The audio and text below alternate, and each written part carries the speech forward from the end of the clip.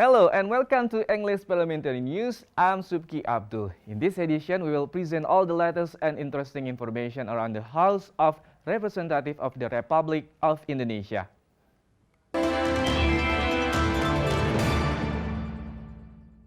The Speaker of the House, Dr. Honoris Causa Puan Maharani, officially opened the 2021 Youth Parliamentary, which was held virtually.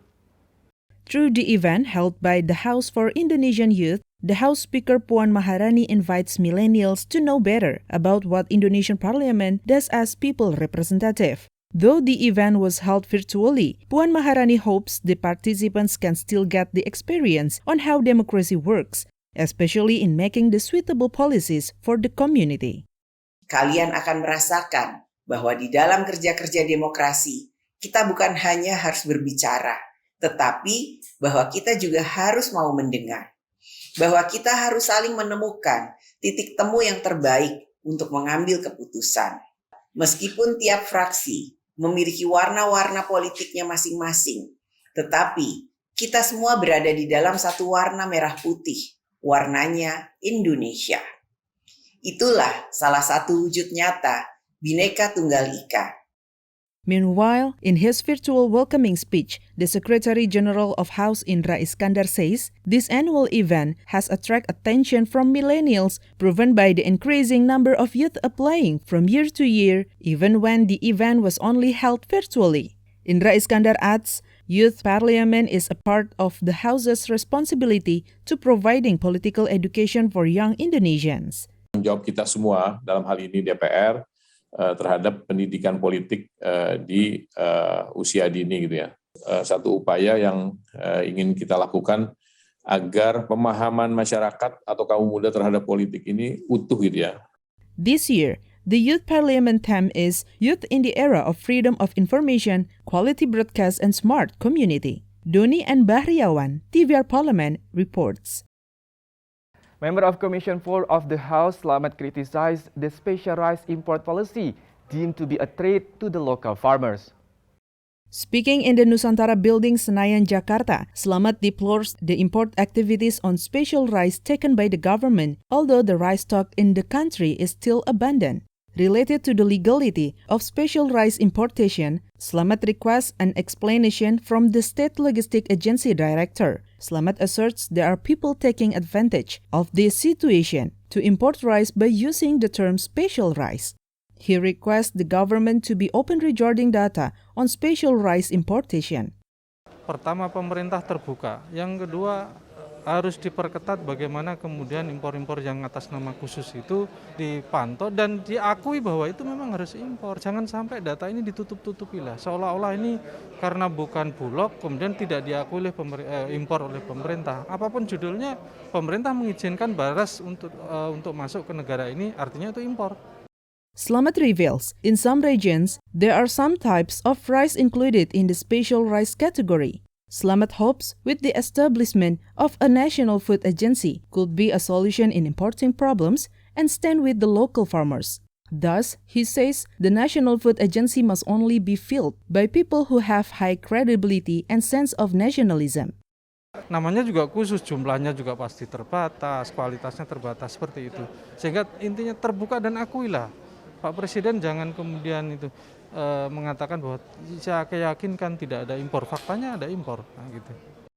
Based on data from the Statistic Indonesia as of July 2021, special rice imports reaches 416,000 tons with a value of 18.5 million US dollar. Alfat and Dwi, TVR Parliament, reports.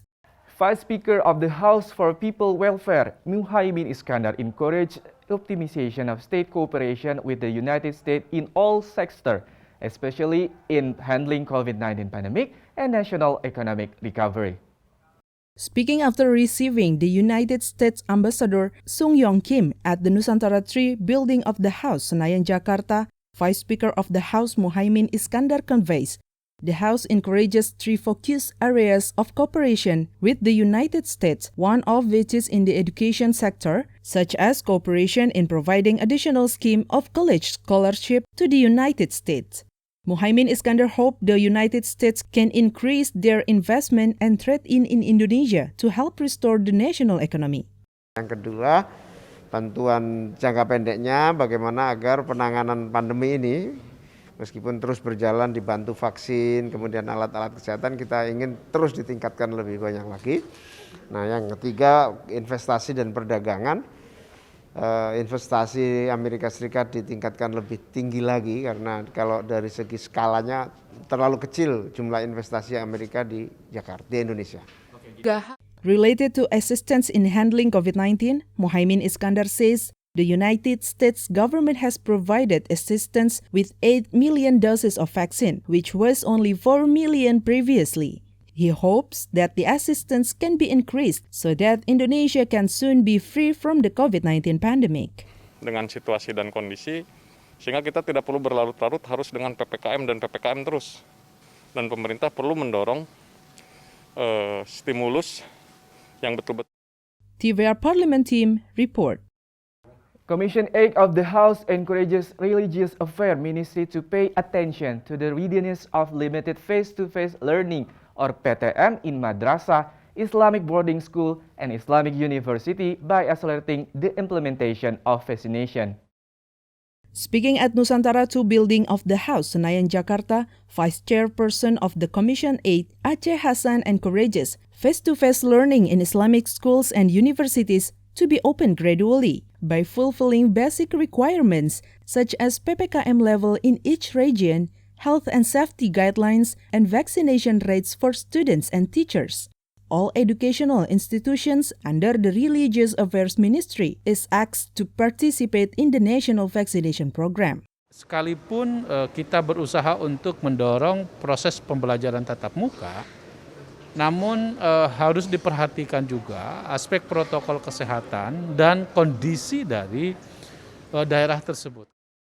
A member of Commission 8, M. Husni, encourages vaccinations in Islamic educational institution, which has started the face-to-face teaching. Husni also demands the ministry to maximize existing funds to balance school graduate of the educational institution under the Ministry of Education and Culture.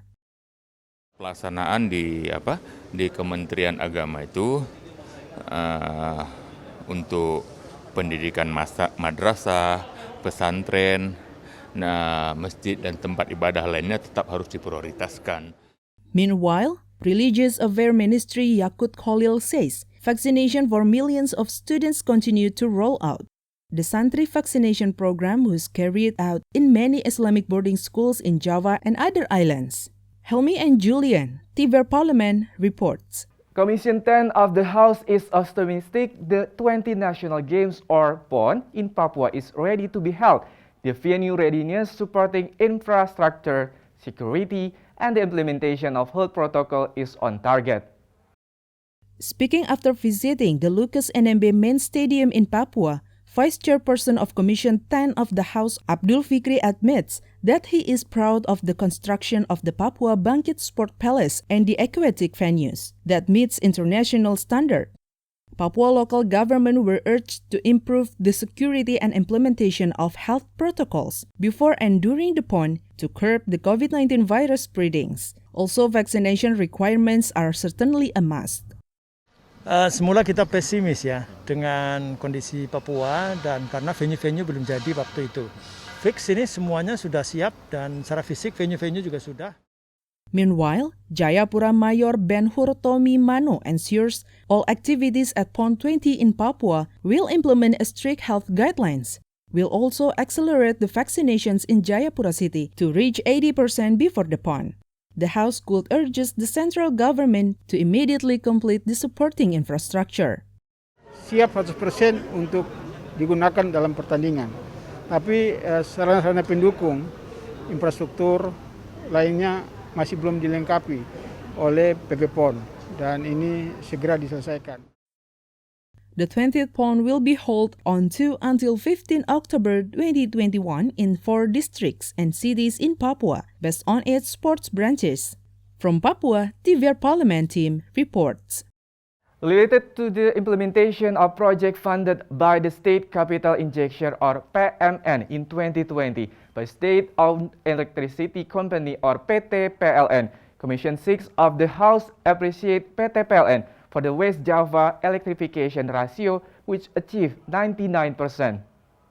Speaking after a meeting with the director of PT PLN in Bandung, West Java, Vice Chairperson of the Commission 6, Gede Sumarjaya Linggih appreciates the achievement of 99.7% electricity ratio throughout West Java. Even though he says there are still around 300 districts and 5,000 people who haven't got access to electricity. Gede Sumarjaya explains the West Java province has potential in renewable energy in supporting the target to fulfill 25% of energy mix by 2030.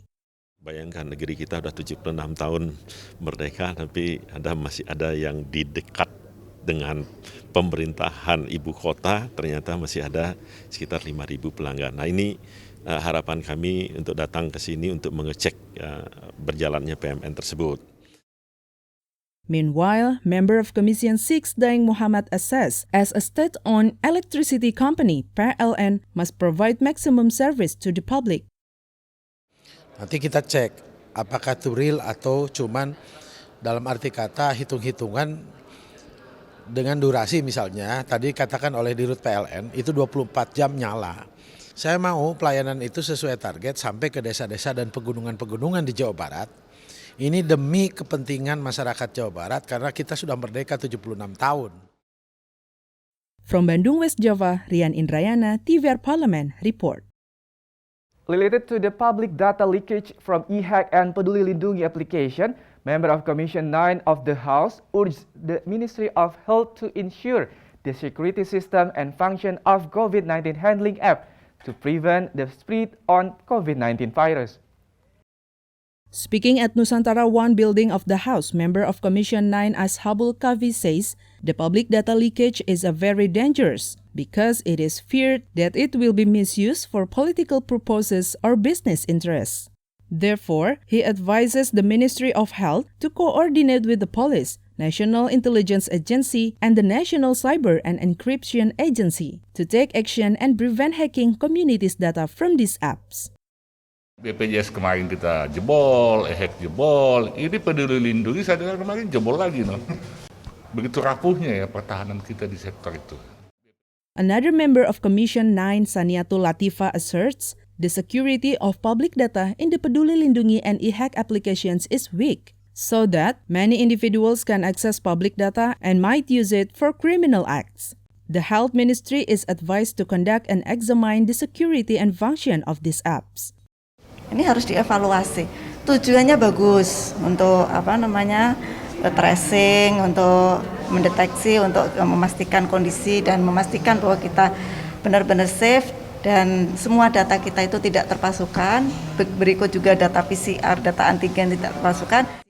Previously, VPN Mentor has reported there are 1.3 million data users of application e-hack developed by the Ministry of Health suspected to have leaked. Hilman and Christio, TVR Parlemen, reports. Member of Commission 8 of the House encouraged program that run by the Ministry of Women Empowerment and Child Protection or PPPA Ministry to refer to its budgetary capability to achieve the targets. Speaking at the Nusantara 2 building of the House, Jakarta, member of Commission 8, Maman Imanul Haq asked the PPPA Ministry to no longer experience budget cut or refocusing budget since it has a strategic role in empowering women and protecting children. He assessed the additional budget for the PPPA Ministry is insufficient to cover its very wide programs throughout the country. Even so, Maman Imanul Haq demands the PPPA Ministry to continue facilitate and educate protection for children and women. Jangan terlalu banyak program, fokus saja beberapa program sesuai dengan anggaran yang ada. Nah setelah itu baru kita evaluasi bareng-bareng. Kementerian ini terlalu banyak program, lalu karena banyak program dananya tidak ada, akhirnya programnya banyak yang tidak tercapai. Another member of Commission 8, Buhari, regrets the refocusing budget in PPPA Ministry because the allocated budget has been relatively small for years. Therefore, Buhari demands the PPPA Ministry to prioritize carrying out a strategic role involving women's rights, such as personal development for women and women participation and political rights. Dengan dana yang kecil, menurut saya tidak cukup atau tidak bisa dengan cara membagi dana yang ada lalu disebar ke semua satker. The Ministry of PPPA budget experiences refocusing and reallocation slash to 12.5 billion rupees. Helmi and Julian, TVR Parliament reports. And that rounds up of this edition of English Parliamentary News. On behalf of all the crew of TVR Parliament, we would like to thank you for your attention. We will meet again in the next edition of English Parliamentary News. From me, Subki Abdul, once again, thanks for watching and goodbye.